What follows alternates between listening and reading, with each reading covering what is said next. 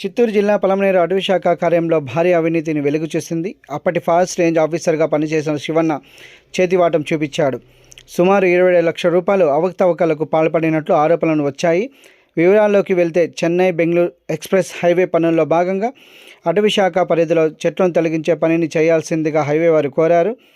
అయితే అటవీ శాఖ వారు తాత్సారం చేస్తుండడంతో హైవే వారే చెట్లను తొలగించి లోడ్ చేసి అటవీ శాఖకు అప్పగించారు. దీని ఆసరాగా చేసుకున్న అప్పటి forest range officer Shivanna departmental external పనులు చేయకుండానే హైవే వారు చేసిన పనికి సుమారు 20 లక్షల రూపాయలను డ్రా చేసుకున్నట్లు తెలుస్తోంది. డిఈటి పనులను నగదు విత్డ్రా చేయడానికి సెక్షన్ ఆఫీసర్, బీట్ ఆఫీసర్ సంతకాలు అవసరం ఉన్నా వారి సంతకాలు లేకుండానే నగదు డ్రా చేసినట్టు తెలుస్తోంది. ఈ విషయమై సబ్ డిఎఫ్ఓ వేణుగోపాల్ని వివరణ కోరగా ఎఫ్ఆర్ఓ శివన్నపై శాఖాపరమైన చర్యలు జరుగుతోందని తెలిపారు. నివేదికను పై అధికారులకు పంపిస్తామన్నారు. గతంలో శివన్నపై పలు ఆరోపణలు కూడా ఉన్నాయంటూ కోసుకుంటే అడవి పందులంటూ కేసులు పెట్టి 1,60,000 రూపాయలు వసూలు చేసినట్లు కూడా తీవ్రమైన ఆరోపణలు ఉన్నాయని, ఖచ్చితంగా దర్యాప్తు చేసి చర్యలు తీసుకుంటామని తెలియజేశారు.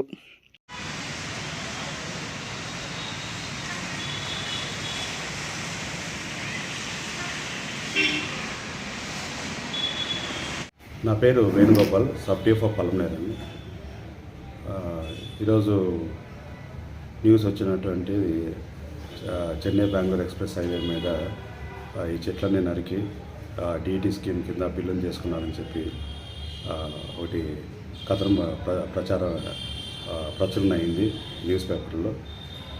దాని గురించి డిపార్ట్మెంటల్ ఎంక్వైరీ జరుగుతుంది. ఏమైనా అవకతవకలు గుర్తించినట్టయితే అతని మీద ఖచ్చితంగా చర్యలకి తీసుకోమని చెప్పి నివేదిక పంపించడం జరుగుతుంది. అంతేకాకుండా గతంలో కూడా ఊర పందులు వస్తూ ఉంటే అడవి పందులు అని చెప్పి కేసులు కట్టి 1,60,000 డిమాండ్ చేసినారని చెప్పి దాని మీద నివేదికలు వెళ్ళాయి డిపార్ట్మెంట్కి, అంటే హెడ్ ఆఫీస్కి వెళ్ళినాయి. దాని మీద చర్య తీసుకోవాల్సి ఉంది.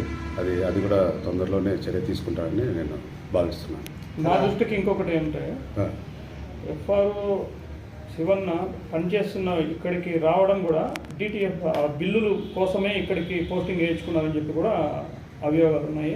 అంతేకాకుండా ఈ నష్టపరిహారం బిల్లులు కూడా స్వాహా చేసినట్లు మాకు సమాచారం వచ్చింది. నష్టపరిహారం ఏమి స్వాహా చేసినట్టు ఏమి అనుమానాలు అయితే ఏం లేవు. కాకపోతే మీరు అన్నట్టు వైల్డ్ లైఫ్ కేసు తర్వాత దీంట్లో చేసినట్టుంది. అతను ఆ బిల్లుల కోసం వచ్చారనేది నేను అనుకోవట్లేదు. అది మామూలు జనరల్ ట్రాన్స్ఫర్స్లో 2023లో వచ్చాడు. 23 జూన్ 8 జనరల్గానే వచ్చాడు. సుమారు ఇంకా తేలాల్సి ఉంది. సుమారు ఒక 20 లక్షల పైన డ్రా చేసినట్టు అనిపిస్తుంది. ఇంకా రికార్డ్స్ అన్ని వెరిఫై చేస్తున్నాము. నేను కూడా ఎంక్వైరీ రిపోర్ట్ పంపించాలి. ఒక 2-3 రోజుల్లో ఎంక్వైరీ రిపోర్ట్ పంపిస్తున్నాను. సార్, ఒక ఎఫ్ఆర్ఓగా ఆయన పరిధిలో ఎంతవరకు డ్రా చేసుకోవచ్చు సార్? ఒక్క టర్మ్ ఒక చెక్ అంటే ఒక 50,000 వరకు చెక్ ఇవ్వచ్చు ఎఫ్ఆర్ఓకి, అంతకన్నా ఎక్కువ లేదు. 9 లక్షలు అదే చూస్తున్నాం, బయటపడాల్సింది అది చూస్తున్నాం. ఎంక్వైరీ రిపోర్ట్ చేసి పంపిస్తాం. Thank you.